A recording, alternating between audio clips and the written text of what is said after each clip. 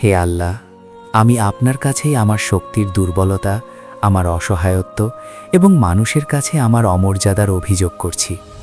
হে দয়ালু দিক চেয়েও দয়ালু, আপনিই দুর্বলদের রব, আপনিই আমার রব।